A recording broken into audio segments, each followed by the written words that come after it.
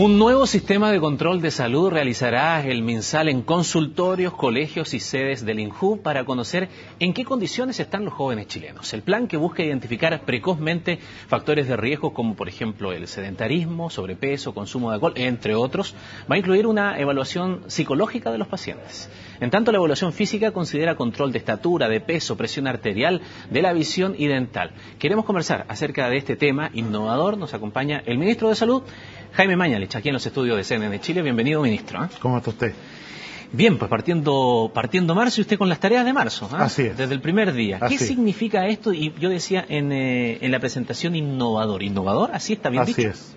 Nosotros nos encontramos con una situación de salud pública que es muy preocupante y que está claramente evidenciada en la Encuesta Nacional de Salud del año 2010, donde se señala que el porcentaje de obesidad de los jóvenes, la cantidad de consumo de tabaco, de adicción al tabaco, el consumo, problema de alcohol, la tasa de embarazo adolescente son problemas de salud pública a los que hay que catalogar como emergencia sanitaria casi. Nuestro país ha sido muy exitoso a lo largo de décadas en la primera década de la vida, en el control del niño sano, en la lucha contra la desnutrición, en la atención profesional del parto, en la disminución de la muerte materna asociada al parto, obstetricia, también al aborto. Y en ese sentido tenemos que, de lo aprendido y de lo que ha sido exitoso, sacar escuela y decir, queremos prolongar este esfuerzo a la segunda década de la vida. ¿Por qué?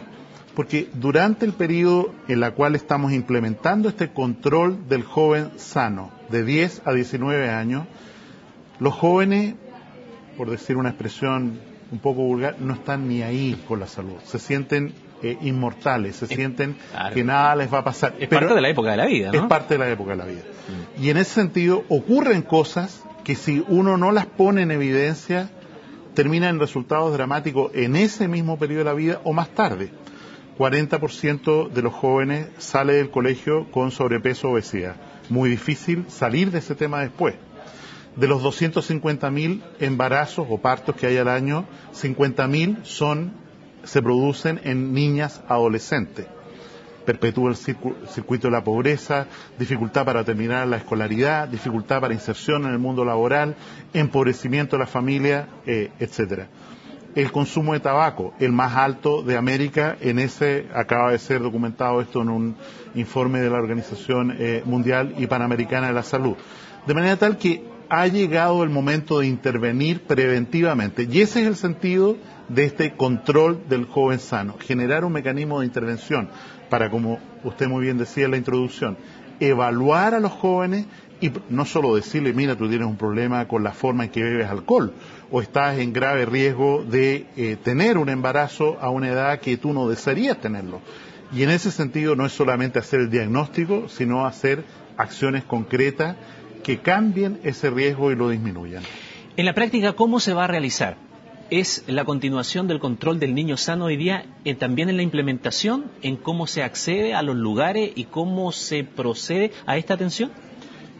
Con algunas diferencias. El año pasado hicimos 40.000 jóvenes fueron controlados a través de este nuevo programa, en ese entonces piloto, hoy día ya un programa establecido, y lo hicimos fundamentalmente en centros de salud familiar. Segregamos espacios, segregamos horarios para que no compitiera con el periodo escolar, aunque el año pasado el periodo escolar fue un poquito raro, digámoslo así, pero igual tuvimos horarios entre 5 y 8 de la noche, a veces los sábados, en los centros de salud para atender a estos 40.000 jóvenes. ¿Qué es lo que estamos haciendo este año? Estamos generalizando a centros de salud familiar en 50 comunas, las más vulnerables del país, y estamos incorporando 90 puntos de atención en centros del Instituto Nacional de la Juventud en una alianza estratégica. De manera tal que, conservando la privacidad, la posibilidad de autonomía, generemos en estos lugares una evaluación anual en la cual se mide, se pesa, se toma la presión, se toman algunos exámenes, se hacen algunos procedimientos de diagnóstico respecto a la columna vertebral, respecto al desarrollo de la pubertad, ¿no es cierto?, genitales externos, se hacen evaluaciones desde el punto de vista psicológico, tendencia depresiva, nos preocupa mucho las tasas de suicidio en adolescentes de nuestro país, y de allí se toman acciones concretas. 1 de cada 4 jóvenes que pasó el año pasado por este control del joven sano, 40.000 jóvenes el año pasado, 150.000 queremos llegar este año, 1 de cada 4 fueron reenviados o derivados, muchísimas gracias, derivados a programas específicos para manejar el tema del alcohol o el problema del tabaco o el problema de riesgo de embarazo adolescente o la tendencia depresiva, y estos programas hasta aquí están siendo muy exitosos en sus resultados. Ministro, para que esto funcione hay que hacer una educación en la población, y a veces la gente es un poco reacia, y más encima los jóvenes también por la época de la vida que viven, ¿no? ¿Verdad? Yo soy sano, voy a vivir eternamente, no tengo ningún tipo de problema, y a lo mejor es reacio a poder incorporarse a esto. Existe la posibilidad, el estudio de que así como haya incentivos para aquellos que participen, como también existe en el control del niño sano para la familia de escasos recursos que obtienen ciertos beneficios también o que están como requisito, por ejemplo también en el tema del Ministerio de Desarrollo Social que se ha implementado en el último tiempo. ¿Está en la perspectiva? ¿Cómo llevarlo a cabo? Estos grandes cambios en estrategias de salud hay que hacerlos con cuidado, no digo con parsimonia porque tenemos urgencia, pero con cuidado e ir evaluando su resultado para que no produzcan rechazo. El año pasado hicimos una encuesta a nivel país y 5 grandes encuentros regionales con jóvenes para preguntarles cómo evaluaban esto y cómo querían hacerlo. De ellos salió la idea del Instituto Nacional de la Juventud, en realidad, de estos encuentros. Nosotros no lo habíamos considerado hasta que los mismos jóvenes de estos encuentros dijeron, ¿qué les parece? Sí. Y en realidad fue una idea que se entró muy bien. Hasta hoy día, hasta estos 150.000 jóvenes que queremos controlar este año, esto es totalmente voluntario, y ahí el convencimiento de que la persona diga esto vale la pena para mí, tengo algo que ganar, es fundamental, y nos ha ido bastante bien en lo que estamos haciendo hasta ahora. En el futuro es probable que nosotros tengamos que poner incentivos como usted sugiere, y es lo que hemos hablado con el ministro don Joaquín Lavín, por ejemplo, Ministerio de Desarrollo Social, para que el tema del ingreso ético familiar esté de alguna manera vinculado a que exista este control de joven sano en los miembros de menores de 19 años de la familia. Hemos hablado en una forma muy preliminar con el ministro de Transporte, para que, por ejemplo, cuando uno va a obtener la primera licencia de conducir a los 18 años, tenga que mostrar su control de joven sano al día. Pero no estamos todavía en eso, estamos en una etapa previa a ver si de una forma voluntaria, a pesar de la resistencia, acercándonos a los lugares en que los jóvenes participan, tienen sus actividades normales.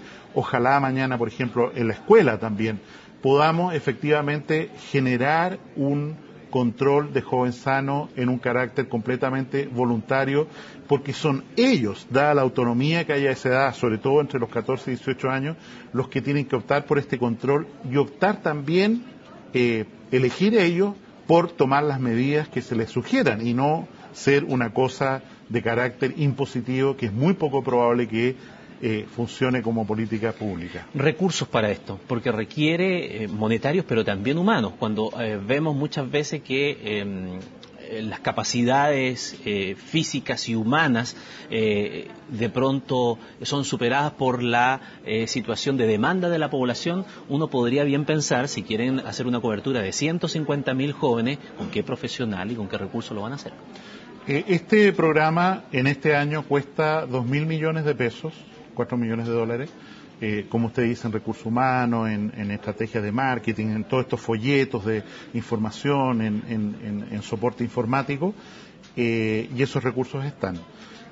Nosotros aspiramos a que el próximo decreto auge del presidente de la República incorpore este examen de salud preventivo como una garantía auge, de manera tal que tanto en el sector privado como en el sector público tenga un financiamiento estable por decreto y por ley auge cada año y podamos implementarlo hasta el volumen total de jóvenes que nos interesa abarcar, que es prácticamente 1,5 millones de jóvenes en el país.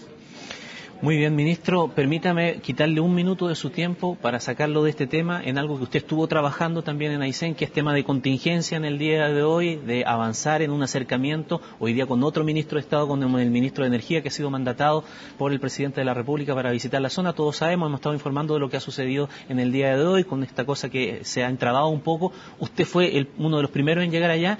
En cuanto a salud, el tema se resolvió.